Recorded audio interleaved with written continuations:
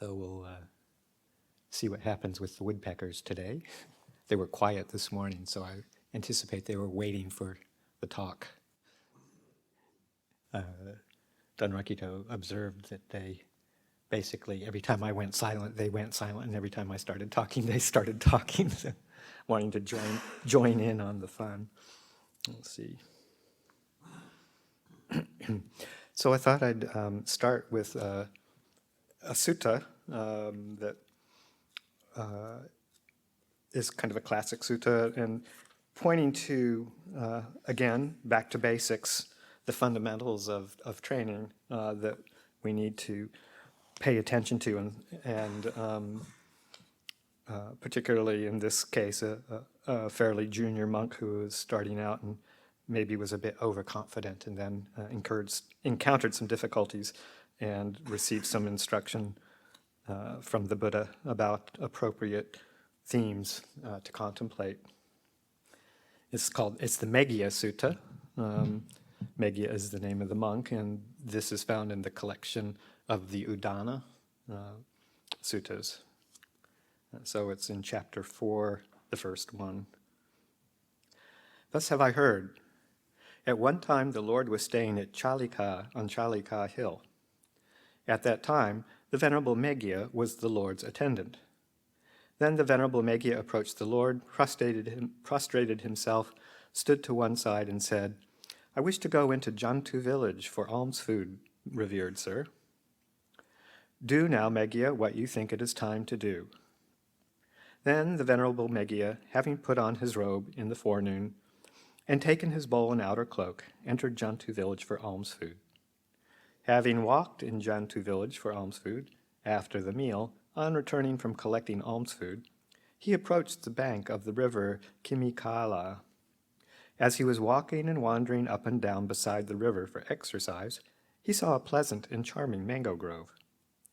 On seeing it, he thought, "This mango grove is very pleasant and charming. It is eminently suitable for the endeavor in meditation of a young man of good family who is intent on the endeavor. If the Lord were to give me permission, I would come and endeavor in this mango grove." Then the Venerable Meghiya approached the Lord, prostrated himself, sat down to one side, and said, "Revered sir, having put on my robe in the forenoon, I approached the bank of the river Kimikala and saw a pleasant and charming mango grove. On seeing it, I thought, this mango grove is very pleasant and charming and eminently suitable for the endeavor of a young man of good family who is intent on that endeavor. If the Lord were to give me permission, I would come and endeavor in this mango grove. If, revered sir, the Lord gives me permission, I would go to that mango grove to endeavor." When this was said, the Lord replied to the Venerable Meghiya, "As we are alone, Meghiya, wait a while until some other bhikkhu comes." A second time, the Venerable Meghiya said to the Lord, "Revered sir, the Lord has nothing further that should be done and nothing to add to what has been done. But for me, revered sir, there is something further that should be done and something to add to what has been done. If, revered sir, the Lord gives me permission, I would go to that mango grove to endeavor."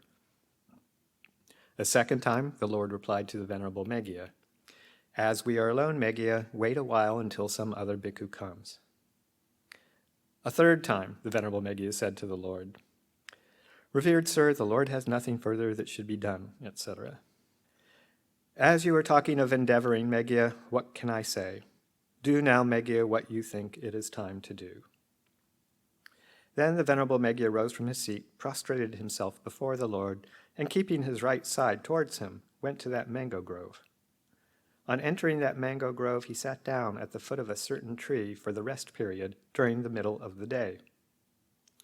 Now, while the Venerable Meghiya was staying in that mango grove, there kept occurring to him 3 bad, unwholesome kinds of thoughts: sensual thought, malevolent thought, and cruel thought. The Venerable Meghiya then reflected, "It is indeed strange, it is indeed remarkable. Although I have gone forth out of faith from home to the homeless state, yet I am overwhelmed by these 3 bad, unwholesome kinds of thoughts: sensual thought, malevolent thought, and cruel thought." There's a footnote on this. According to the commentary, in 500 successive births, Meghiya had been a king.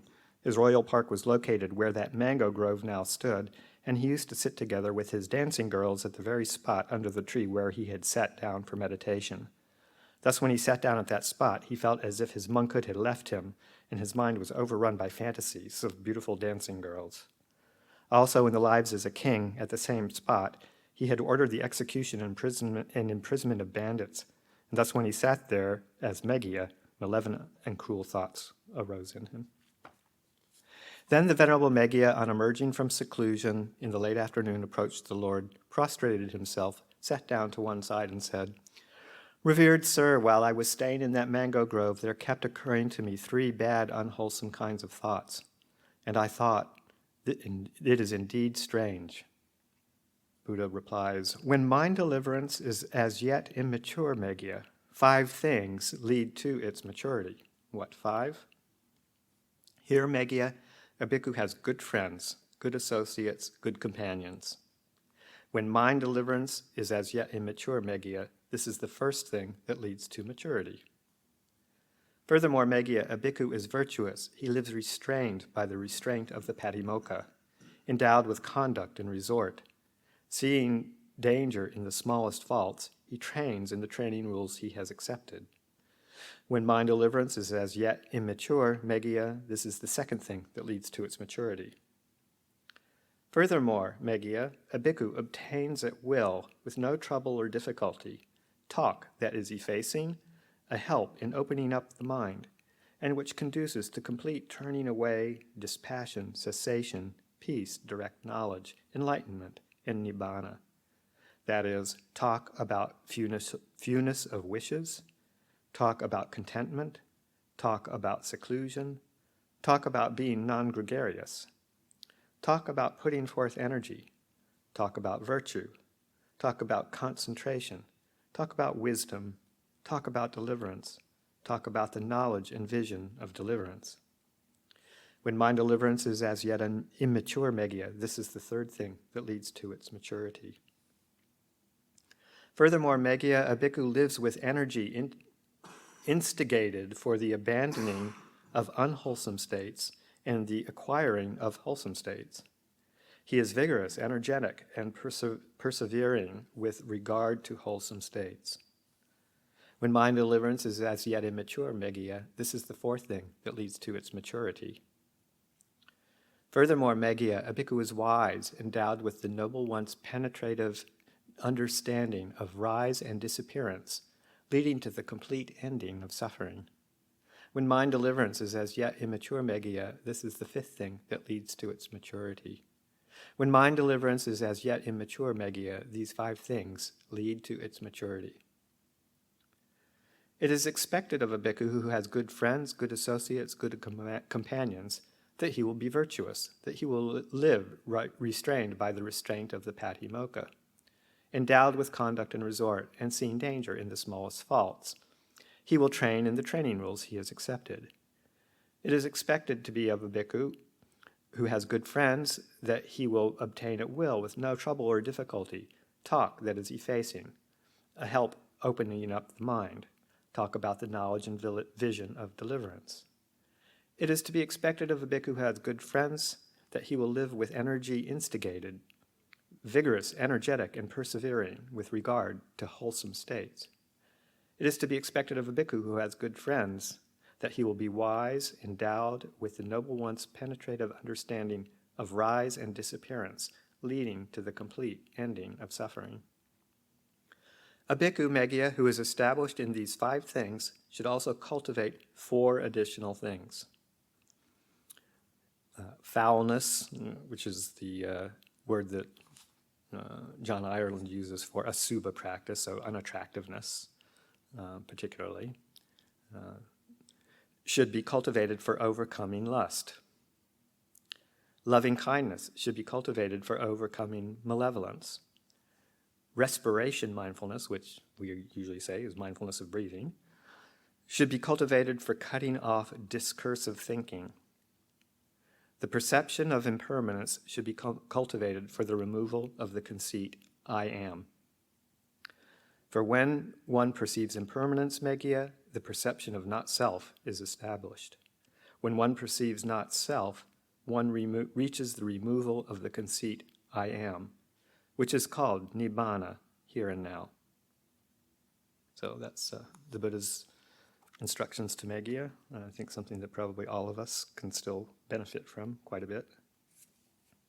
And I thought that just as a further theme for a few more readings this afternoon, that I'd concentrate on one aspect of his instructions to Megya and talk a little bit about contemplation of the body. In this particular case, the Asubha practice, contemplation of the body being, of course, most of you have heard over and over and over again, a hallmark of our tradition here, always referring back to the body. And I think it's a good time to bring that to mind now, too, at the relative beginning of a retreat. We're into it about a week and a half now. And just to really underlie or underscore the need for being grounded in the body, I think, with intense quiet and longer periods of meditation, either walking or sitting, it's easy to kind of get a little bit out of the body. Maybe some people are experiencing out-of-body experiences.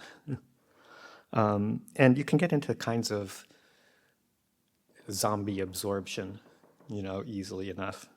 Either kind of spinning out into, high level, other levels of consciousness, alternate levels of consciousness with intense quiet and intensive practice, or very single-pointed internal experiences, or just, involved. It's easy to get wrapped up in obsessions at this particular point, too. Things are starting to percolate up that we were distracted from before. So any of those things that kind of get us out of the body, either too broad an awareness or too narrow an awareness, or just heavy distractions, always good to remind ourselves to come back to the body. And the Buddha talks about that just in and of itself in some very clear and direct ways.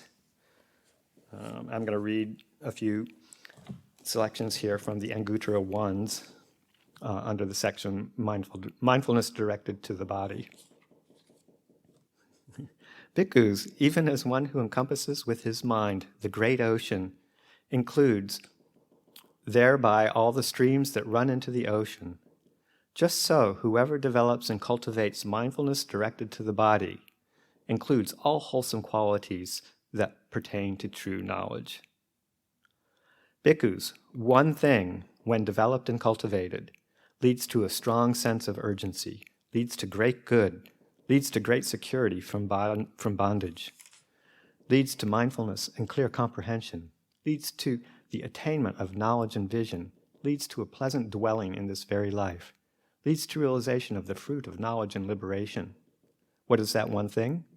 Mindfulness directed to the body. This is the one thing that, when developed and cultivated, leads to realization of the fruit of knowledge and liberation. Bhikkhus, when one thing is developed and cultivated, the body becomes tranquil, the mind becomes tranquil, thought and examination subside, and all wholesome qualities that pertain to true knowledge reach fulfillment by development. What is that one thing? Mindfulness directed to the body. Bhikkhus, when one thing is developed and cultivated, unarisen, unwholesome qualities do not arise, and arisen, wholesome qualities are abandoned. What is that one thing? Mindfulness directed to the body. Bhikkhus, when one thing is developed and cultivated, unarisen, wholesome qualities arise, and arisen, wholesome qualities increase and expand. What is that one thing? Mindfulness directed to the body. Bhikkhus, when one thing is developed and cultivated, ignorance is abandoned, true knowledge arises. The conceit, I am, is abandoned. The underlying tendencies are uprooted. The fetters are abandoned. What is the one thing? Mindfulness directed to the body. Bhikkhus, when one thing, when developed and cultivated, leads to differentiation by wisdom, leads to nibbana through non-clinging. What is that one thing? Mindfulness directed to the body. Bhikkhus, when one thing is developed and cultivated, penetration of numerous elements occurs. Penetration of the diversity of elements, analytical knowledge of numerous elements. What is that one thing? Mindfulness directed to the body. Bhikkhus, when one thing, when developed and cultivated, leads to realization of the fruit of stream entry, to realization of the fruit of once returning, to realization of the fruit of non-returning, to realization of the fruit of arahantship. What is that one thing? Mindfulness directed to the body. Bhikkhus, when one thing, when developed and cultivated, leads to the obtaining of wisdom, to the growth of wisdom, the expansion of wisdom, the greatness of wisdom, the diversity of wisdom, the vastness of wisdom, the depth of wisdom, to a state of unsurpassed wisdom, breadth of wisdom, abundance of wisdom, rapidity of wisdom, buoyancy of wisdom, joyousness of wisdom, swiftness of wisdom, keenness of wisdom, to penetrativeness of wisdom. What is that one thing? Mindfulness directed to the body. So if you're not convinced yet, there's more. In moving into the next subchapter, bhikkhus, they do not partake of the deathless who do not partake of mindfulness directed to the body. They partake of the deathless who partake of mindfulness directed to the body. Bhikkhus, they have fallen away from the deathless who have fallen away from mindfulness directed to the body. They have not fallen away from the deathless who have not fallen away from mindfulness directed to the body. Bhikkhus, they have neglected the deathless who have neglected mindfulness directed to the body. They are heedless about the deathless who are heedless about mindfulness directed to the body. They have forgotten the deathless who have forgotten mindfulness directed to the body. They have not pursued the deathless who have not pursued mindfulness directed to the body. They have not developed the deathless who have not developed mindfulness directed to the body. They have not cultivated the deathless who have not cultivated mindfulness directed to the body. They have not directly known the deathless who have not directly known mindfulness directed to the body. They have not fully understood the deathless who have not fully understood mindfulness directed to the body. Bhikkhus, they have not realized the deathless who have not realized mindfulness directed to the body. They have realized the deathless who have realized mindfulness directed to the body. Okay. If you need any justification for mindfulness of the body practice, there you go.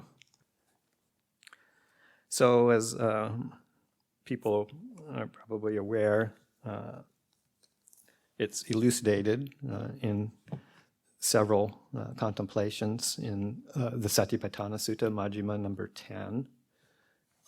And I thought I'd read a few of them particularly. Of course, mindfulness of breathing is the most commonly practiced contemplation of the body. I'm not going to read that because we're all pretty familiar with that. All five of them in the foundations, in the Satipatthana Sutta: mindfulness of breathing, awareness of the four postures, being in full awareness, the foulness or the Asubha practice, the 9 charnel ground cemetery contemplations, and the elements. Sorry, I skipped the elements, contemplation of the elements. So I'm going to read a few of these, starting with the Asubha, the contemplation of the 32 parts of the body.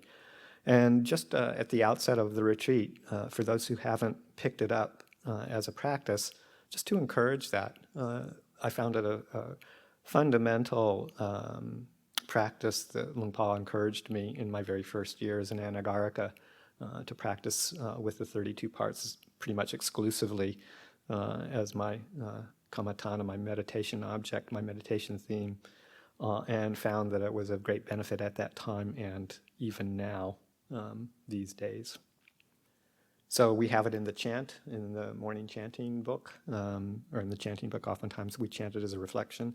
To memorize it, Pali, English, however, practice visualization using books and pictures, and bring it into, if you feel inclined in any way whatsoever, bring it into a full, into a daily practice. So this is starting in Satipatthana Sutta, in the section on contemplation of the body.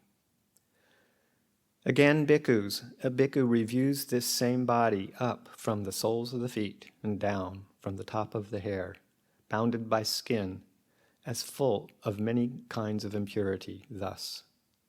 In this body there are head hairs, body hairs, nails, teeth, skin, flesh, sinews, bones, bone marrow, kidneys, heart, liver, diaphragm, spleen, lungs, intestines, mesentery, contents of the stomach, feces, bile, phlegm, pus, blood, sweat, fat, tears, grease, spittle, snot, oil of the joints, and urine.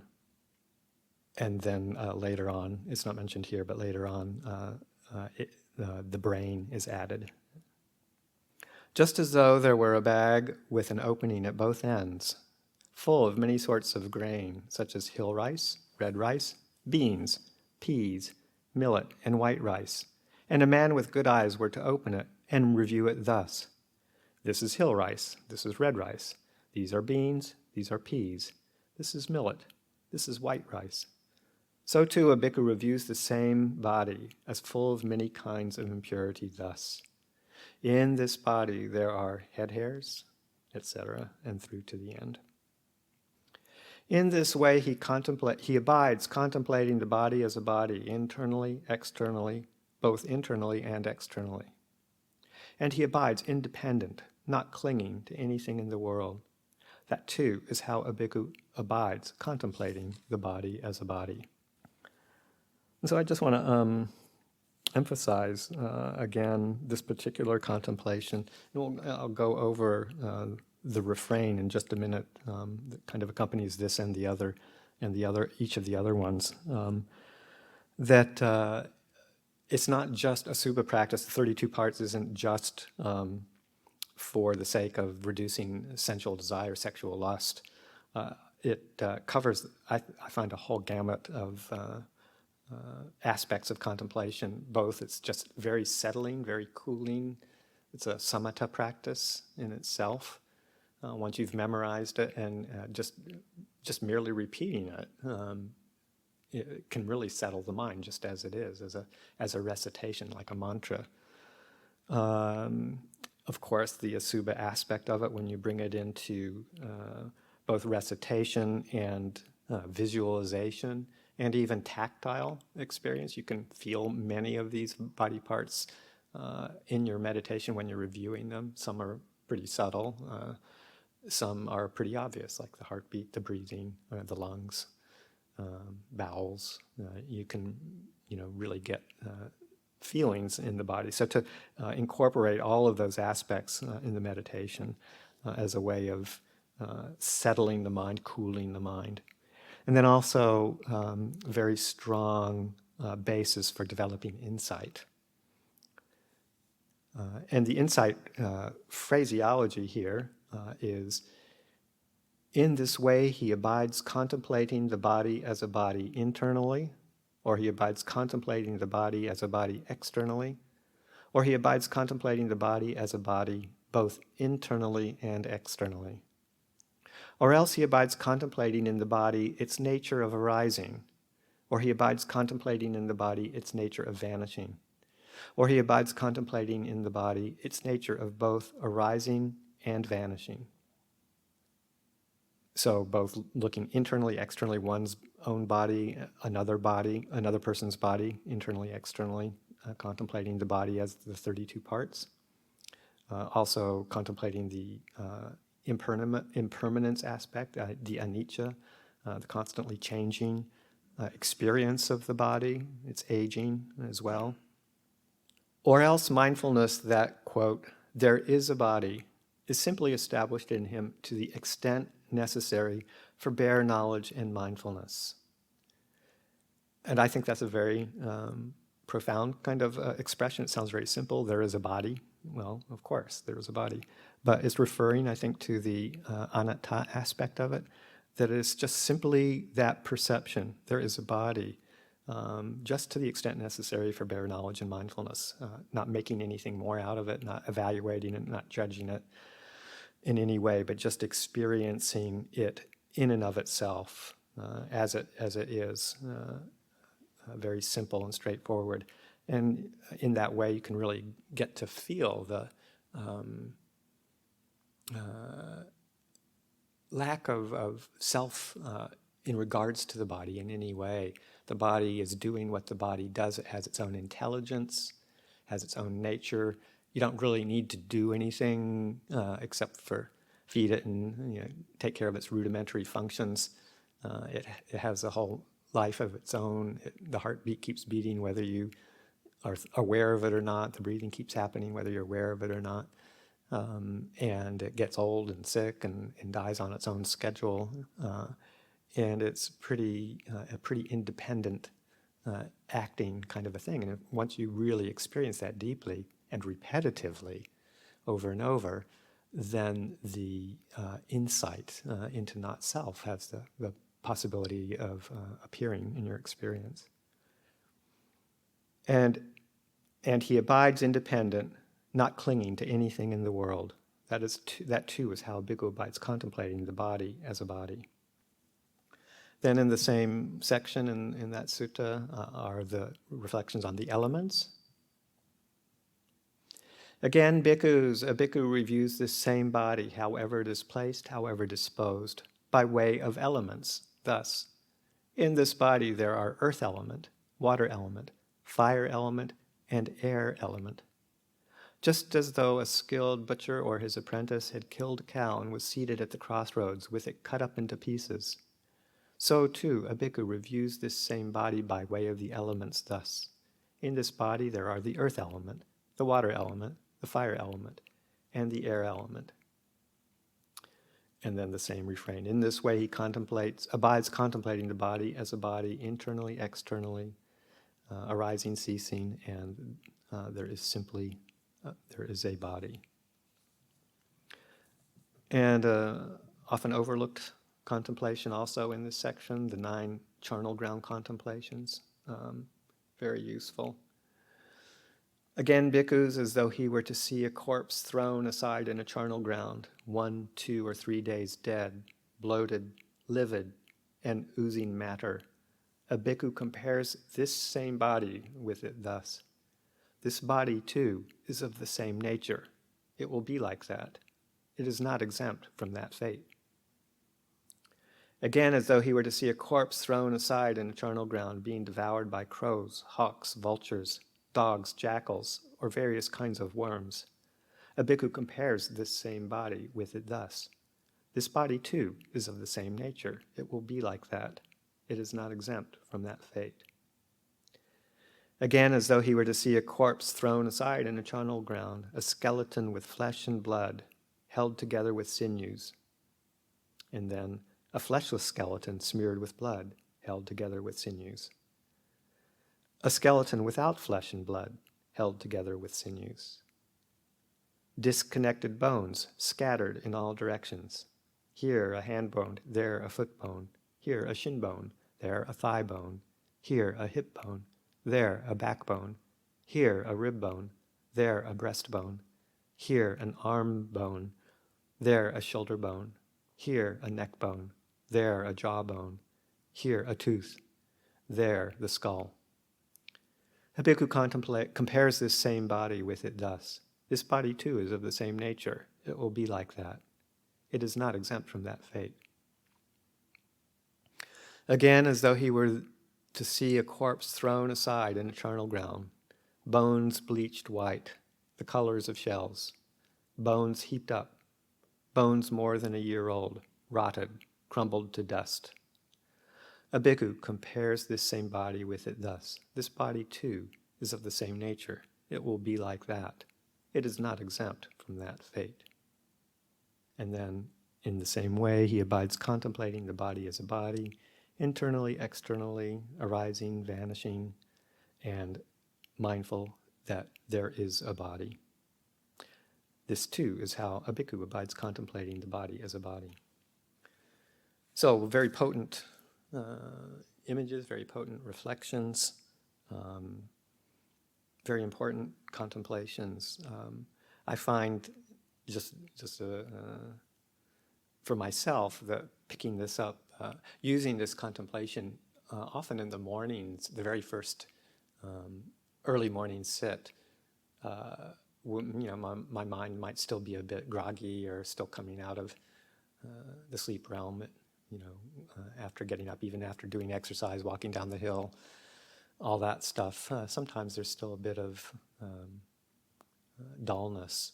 And picking this up rather than trying to do anapanasati is very useful in staying alert, having an active contemplation, and also really grounding the awareness in the physical sensations of the body. Otherwise, it's easy to get lost in that kind of swimming mind early in the morning or whenever it feels appropriate for yourself.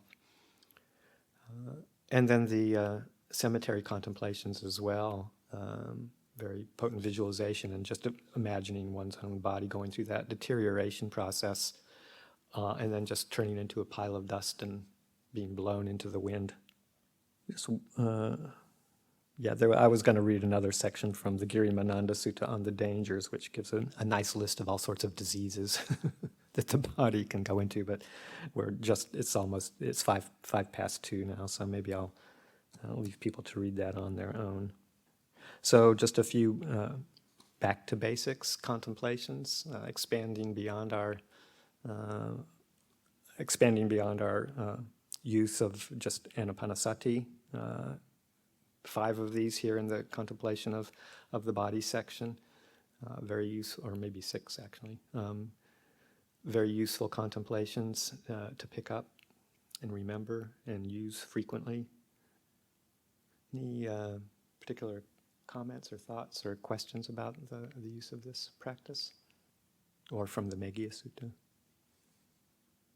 I like the Meghiya Sutta because it's one of those realistic things where you get vignettes with the Buddha, kind of, can I do this? Can I do this? And the Buddha is just kind of like, okay. Okay, you asked me 3 times, I guess I can't refuse. And then he, in his own words, says, I told you so. Just a thought I had, a comment. I've noticed over many years of being around the Sangha in various places that I still am curious. I'm still not quite sure. I haven't really entered into a discussion with it about it with some of the very senior monks. But in the West, the contemplation of the 32 parts is very rarely taught. I have heard, assume, and have experienced it much more commonly encouraged in Thailand, in the monastic communities, basically from the very beginning. 2 basic contemplations that everybody should take up are the contemplation of the 32 parts of the body and also metta bhavana to kind of give it a bit of a balance on the energetic level. But even in the monastic communities in the West, it's rare. I think Lung Pa, you were the only one who I've heard. I mean, you encouraged it for me right from the get-go. Of course, you were just fresh from Thailand at that time, but it's something that I think is sadly neglected, maybe because some people feel it might be too off-putting, too alienating, too kind of icky, not positive, life-affirming kinds of contemplation. So, and anapanasati, of course, is strongly encouraged, as it should be, because it's a very universal practice that's good for so much of everything. But particularly people, and this is not exclusive to monastics. I've heard more than a few lay people who had heard these for the first time coming here. Sometimes when I've been talking about it, sort of like, oh, I remember Iris Landsberg. The first time I was talking about this in some group discussion or something over there in the dining hall. She said she was just like gobsmacked. She said, "Why have you been hiding this from us? Why haven't you mentioned this before?" She says, "This is what we need to hear." So I try and share it often enough, but still find it to this day a very important part of the practice. Memo. Ajahn, you mentioned that during the contemplation of the 32 parts of the body, you do visualization. But, for instance, I tend to be visual, but at the same time get tired when visualizing too many or for many amount of time doing visualization. What would be another strategy to do contemplation of the body that doesn't involve that much of visualization? Well, yeah, I mean, there's different aspects that you can do. As I was mentioning, just the mere memorization of the words and the recitation of them, in and of itself, it can be very soothing, just almost like a mantra. And then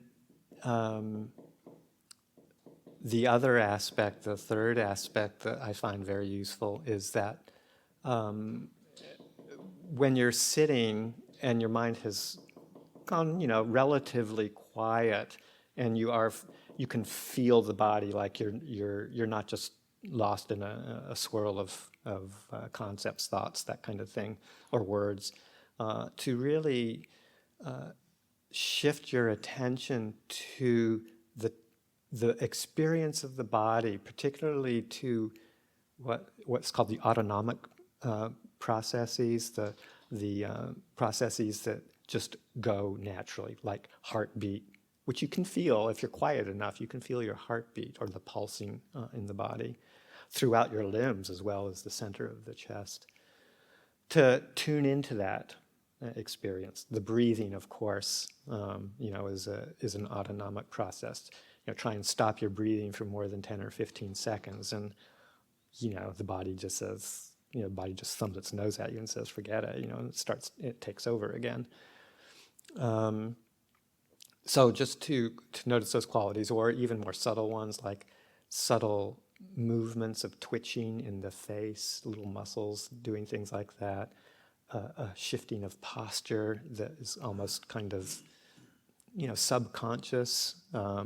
Just the very little movements that a body goes through. Just really tune in. Encourage yourself. Okay, I'm going to stay as still as possible. I'm not going to move. No matter what, I'm not going to move. And then see if the body obeys you.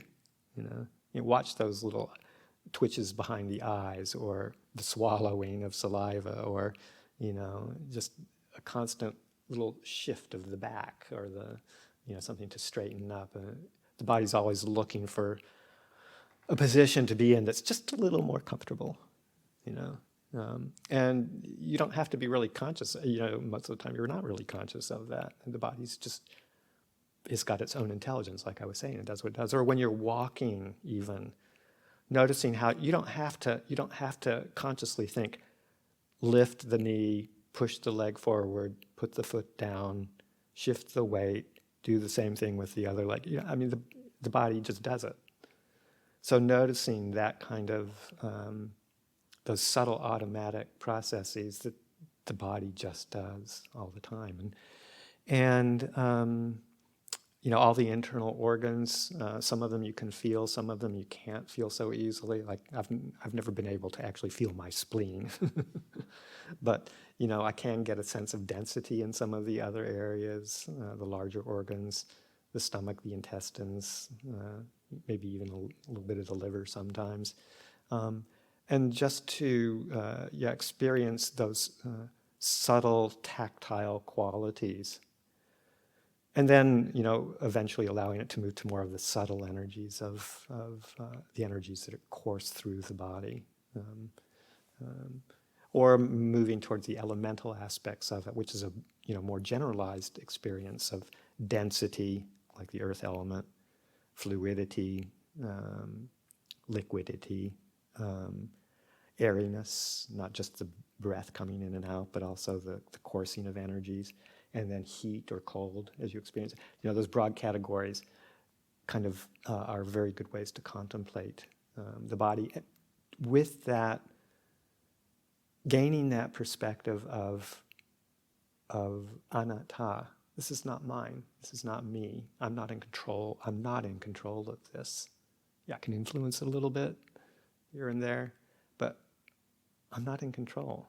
And just stepping back and letting the body just be the body and detaching yourself from any sense of identification or ownership over it is another way to use the 32 parts.